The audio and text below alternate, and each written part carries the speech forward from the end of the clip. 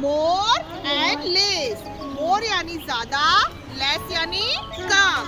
मोर means ज्यादा, less यानी कम। Okay, ये कॉन्सेप्ट मॉरल लेस का है। अब हम आपको समझाएंगे नेचर से कनेक्टेड, ठीक है।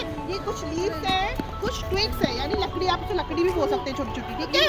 अब आप मुझे बताइए मोर लीव्स किसमें, इन दोनों में से बताओ। मोर लीव्स, मोर। और लेस किसमें, लेस, लेस। ओके, अब ट्विग्स में देखिए कितनी सारी लकड़ियां, देखो इसमें कौन सी है, लेस। बताओ लेस ट्विग्स कौन सी है इसमें से, लेस, लेस। और मोर कौन सा है, मोर, ठीक। मोर मीन्स ज्यादा, कोई चीज ज्यादा होती है ना। करो ऐसे हाथ से करो, मोर। सब करो, मोर लेस, मोर लेस।